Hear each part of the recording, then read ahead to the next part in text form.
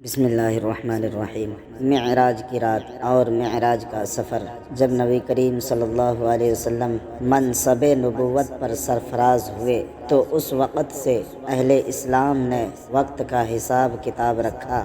نبوت کے بعد جو سال آئے انہیں نبوی سال کہا جاتا ہے۔ حضور صلی اللہ علیہ وسلم کی عمر 52 سال ہو چکی تھی اور نبی بننے کے بعد 12 سال گزر چکے تھے۔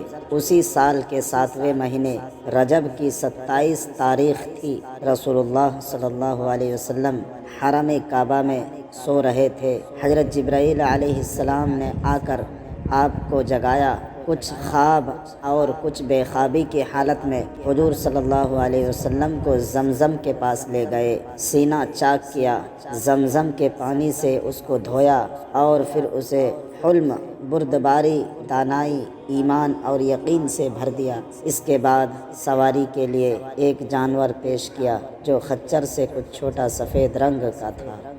بجلی کی رفتار سے وہ چلتا تھا۔ جب حضور صلی اللہ علیہ وسلم اس پر سوار ہوئے تو وہ چمکا۔ جبرائیل علیہ السلام نے اسے تھپکی دی اور کہا، کیا کرتا ہے؟ آج تک ان سے بڑی کسی شخصیت نے تیری سواری نہیں کی۔ اس سواری کو عام طور سے براق کہا گیا ہے۔ اس پر سوار ہو کر حضرت جبرائیل علیہ السلام کے ساتھ نبی کریم صلی اللہ علیہ وسلم روانہ ہوئے۔ سب سے پہلے مدینہ پہنچے اور وہاں پہنچ کر نماز ادا کی۔ حضرت جبرائیل علیہ السلام بولے، آپ یہاں ہجرت کر کے آئیں گے۔ وہاں سے چلے تو طور سینہ پر پہنچے جہاں حضرت موسیٰ علیہ السلام اللہ تعالیٰ سے باتیں کیا کرتے تھے۔ پھر وہاں سے روانہ ہوئے تو بیت لحم پہنچے جہاں حضرت عیسیٰ علیہ السلام پیدا ہوئے تھے۔ پھر چوتھی منزل بیت المقدس آئی جہاں پر براق کا سفر ختم ہو گیا۔ یہاں آپ صلی اللہ علیہ وسلم ہیکل سلیمانی میں داخل ہوئے تو ان سب پیغمبروں کو موجود پایا جو شروع سے آخر تک دنیا میں پیدا ہوئے تھے۔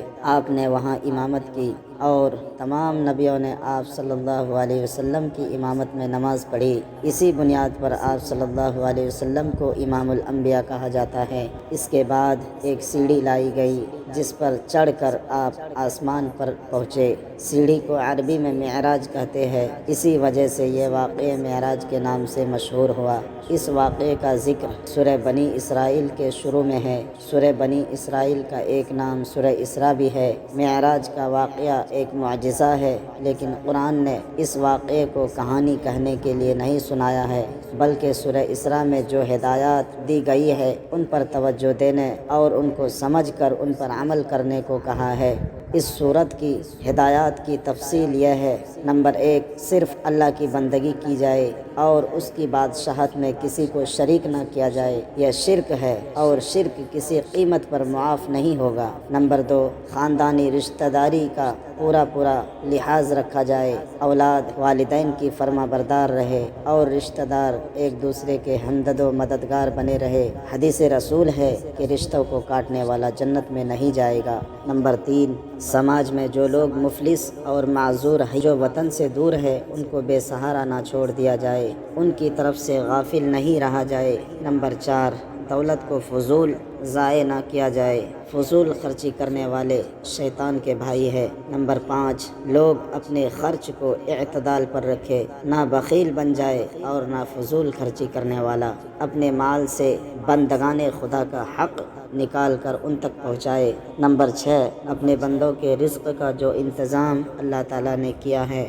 اس پر قناعت کرے اور اس کے نظام میں مصنوعی یعنی غلط اور حرام کی کوشش کر کے خلل نہ ڈالے۔ نمبر 7، روزی کی کمی کے ڈر سے بچوں کی پیدائش کو روکنے کی کوشش نہ کرے، پہلے، اب اور بعد میں آنے والی تمام مخلوق کا رازق اللہ ہے، انسان نہیں۔ نمبر 8، خواہش نفس کے اثر میں آ کر زنا نہ کر بیٹھے، اس سے سخت پرہیز کیا جائے اور جن چیزوں سے اس برائی کی تحریک پیدا ہوتی ہے ان پر بھی لگام لگائی جائے۔ نمبر 9، انسانی جان کا احترام کیا جائے اور کسی جان کو ناحق قتل نہ کیا جائے۔ انسان پر اپنی جان لینا بھی حرام ہے۔ نمبر 10، یتیموں کے مال کی حفاظت کی جائے۔ جب وہ اس لائق ہو جائے کہ اپنا بھلا برا سمجھنے لگے تو ان کا مال ان کے حوالے کر دیا جائے۔ نمبر 11، عہد و پیمان کو پورا کیا جائے۔ خدا کے سامنے اس کی جواب دہی کرنی ہوگی۔ نمبر 12، تجارت میں ناپ تول میں احتیاط رہے، پیمانے پورے بھرے جائے۔ نمبر 13، وہم و گمان سے بچا جائے۔ جس چیز کا علم نہ ہو اس کی پیروی کرنا غلط ہے۔ اللہ کے سامنے انسان کو اپنے تمام اعمال کی جواب دہی کرنی ہوگی۔ نمبر 14، تکبر اور غرور کی چال نہ چلو۔ تم نہ زمین کو پھاڑ سکتے ہو نہ پہاڑ کو روند سکتے ہو۔ معراج کے سفر کی تفصیل قرآن میں موجود نہیں ہے۔ معراج کے اس سفر کی تفصیل حدیثوں میں ملتی ہے۔ 28 ایسے راوی ہیں جنہوں نے معراج کے سفر کی تفصیل بتائی ہے۔ ان میں سے 21 وہ ہیں جنہوں نے خود اپنے کانوں سے یہ باتیں نبی کریم صلی اللہ علیہ وسلم کی زبانی سنی ہے۔ ان حدیثوں کے حوالے سے یہ ایک نہایت دلچسپ، حیرت انگیز اور نصیحت و عبرت سے لبریز سفر نامہ بنتا ہے جو اس طرح ہے۔ نمبر 1، سیڑھی کے ذریعے پہلے آسمان پر پہنچے تو پوچھا گیا کون آیا ہے؟ حضرت جبرائیل علیہ السلام نے بتایا کہ محمد صلی اللہ علیہ وسلم آئے ہیں اور اپنا نام بھی بتایا۔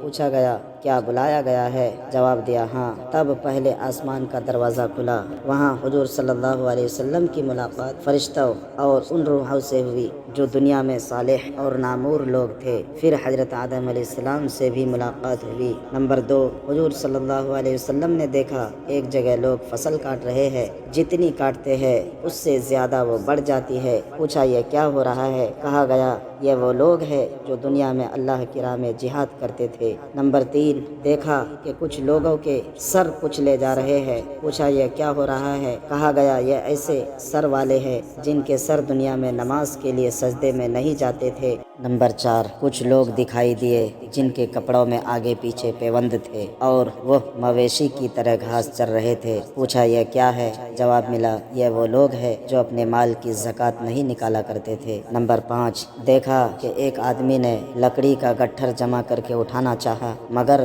اٹھا نہ سکا۔ اس نے اس گٹھر میں اور لکڑیاں جمع کر لی اور بار بار یہی کہتا رہا۔ پوچھا یہ کون احمق ہے؟ جواب ملا یہ دنیا کا وہ آدمی ہے جس کو ایک ذمہ داری دی گئی تو وہ اسے ٹھیک سے ادا نہ کر سکا اور شوق میں دوسری بہت سی ذمہ داریاں لیتا چلا گیا۔ نمبر 6، دیکھا کچھ لوگوں کی زبان اور ہونٹ قینچیوں سے قطرے جا رہے ہیں۔ پوچھا یہ کیا ہو رہا ہے؟ کہا گیا یہ ایسے مقرر ہے جو اپنی زبان سے غیر ذمہ دارانہ باتیں کہتے تھے اور فتنے پھیلاتے تھے، یعنی لوگوں کو آپس میں لڑاتے تھے۔ نمبر 7، دیکھا ایک چھوٹے سوراخ سے ایک موٹا بیل نکلا اور پھر اسی سوراخ میں جانے کی کوشش کرنے لگا۔ پوچھا یہ کیا ہے؟ کہا گیا یہ اس آدمی کی مثال ہے جس نے اپنی زبان سے ایسی بات کہہ دی جس پر پچھتایا اور اس کی تلافی کرنا چاہا مگر نہ کر سکا۔ نمبر 8، ایک جگہ دیکھا کچھ لوگ اپنی ہی گوشت کاٹ کاٹ کر کھا رہے ہیں۔ پوچھا یہ کیا معاملہ ہے؟ کہا گیا یہ وہ لوگ ہیں جو دوسروں پر لعنت و ملامت کیا کرتے تھے۔ نمبر 9، وہیں پر کچھ لوگ تانبے کے ناخن والے تھے اور وہ اپنے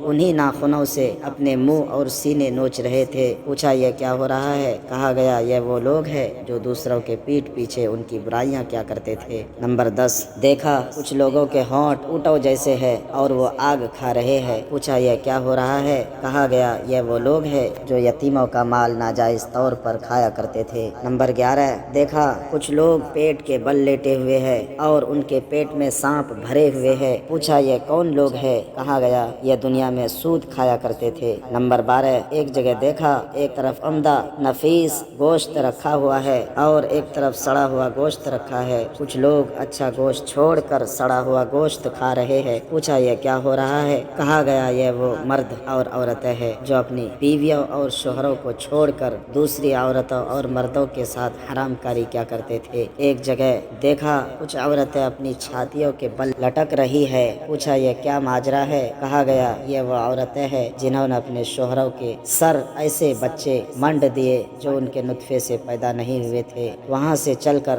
نبی کریم صلی اللہ علیہ وسلم دوسرے آسمان پر پہنچے۔ وہاں نبی کریم صلی اللہ علیہ وسلم کی ملاقات حضرت یحییٰ اور حضرت عیسیٰ علیہ السلام سے ہوئی۔ تیسرے آسمان پر پہنچے تو حضرت یوسف علیہ السلام سے ملاقات ہوئی۔ چوتھے آسمان پر حضرت ادریس علیہ السلام اور پانچویں آسمان پر حضرت ہارون علیہ السلام سے ملاقات ہوئی۔ چھٹے آسمان پر حضرت موسیٰ علیہ السلام سے ملاقات ہوئی۔ ساتویں آسمان پر پہنچے تو اپنی ہی شکل کے آدمی سے ملاقات ہوئی۔ بتایا گیا یہ حضرت ابراہیم علیہ السلام ہے۔ وہاں سے سدرۃ المنتہا پہنچے۔ یہ وہ مقام تھا جہاں سے آگے کسی مخلوق کو جانے کی اجازت نہیں تھی۔ اسی مقام پر بارگاہ الہی سے ہدایات آتی ہے اور وہاں سے زمین والوں تک پہنچائی جاتی ہے۔ اس مقام پر رسول اللہ صلی اللہ علیہ وسلم کو جنت دکھائی گئی۔ وہاں پر حضرت جبرائیل علیہ السلام رک گئے اور حضور صلی اللہ علیہ وسلم تنہا آگے بڑھے، یہاں تک کہ بارگاہ رب العالمین تک پہنچ گئے۔ اللہ تعالیٰ نے ان سے باتیں کی اور یہ سب تحفے دیے۔ نمبر 1، روزانہ 50 وقت کی نماز فرض کی گئی۔ نمبر 2، سورہ بقرہ کی آخری 2 آیتیں اسی موقع پر عطا ہوئی۔ نمبر 3، فرمایا گیا کہ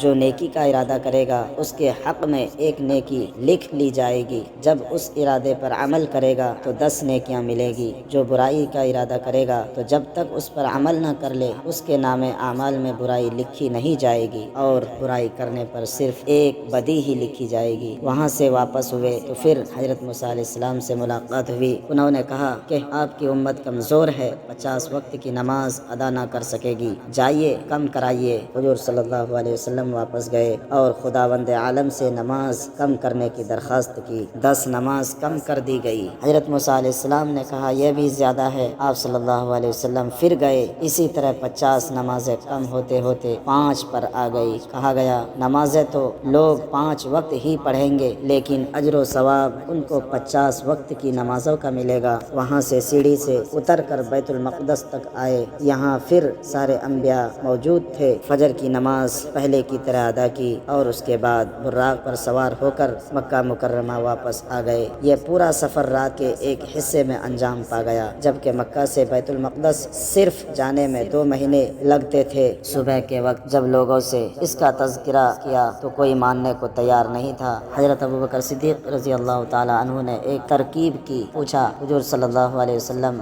آپ نے وہاں پر کیا کیا دیکھا؟ نبی صلی اللہ علیہ وسلم فرماتے ہیں کہ اللہ تعالیٰ نے پورا بیت المقدس میرے سامنے پیش کر دیا، میں اسے دیکھتا تھا اور ہر چیز کے متعلق بتا دیتا تھا۔ یہ سن کر وہ لوگ جو بیت المقدس جا چکے تھے سوچنے لگے کہ اگر یہ وہاں گئے نہیں تو اس کے متعلق بتا کیسے رہے ہیں۔ آج کی طرح کا زمانہ تو تھا نہیں کہ پلک جھپکتے ایک جگہ کی خبر اور تصویر دوسری جگہ پہنچ جایا کرتی ہے۔ اللہ نے جن کو ہدایت دی وہ معراج کا واقعہ سن کر ایمان لے آئے، اور جو ہدایت سے محروم رہے وہ صرف سوچتے ہی رہ گئے۔ ہدایت اور عمل کی توفیق سے محروم رہے۔ آج بھی بے شمار لوگ ایسے ہیں جو معراج کے اس معجزے کو اس سے کہانی کی طرح بڑے شوق سے سناتے ہیں اور حضور صلی اللہ علیہ وسلم کی شان میں بھی قصیدہ خوانی کرتے ہیں، لیکن اس سے جو نصیحت ملتی ہے وہ نہیں بتاتے۔ اور بتھیرے ایسے بد نصیب ہے جو 27 رجب کو مسجدوں میں چراغاں تو کرتے ہیں، لیکن رسول اللہ صلی اللہ علیہ وسلم کی سنت کے مطابق نہ تو زندگی گزارتے ہیں اور نہ زندگی میں شریعت کی پابندی کرتے ہیں۔ رسول اللہ صلی اللہ علیہ وسلم کو اپنی تعریف پسند نہیں ہے، بلکہ یہ بات پسند ہے کہ لوگ ان کی شریعت کی پیروی کرے۔ ایک طرف قرآن کے احکام ہے اور دوسری طرف انسانوں کے عمل کا کیا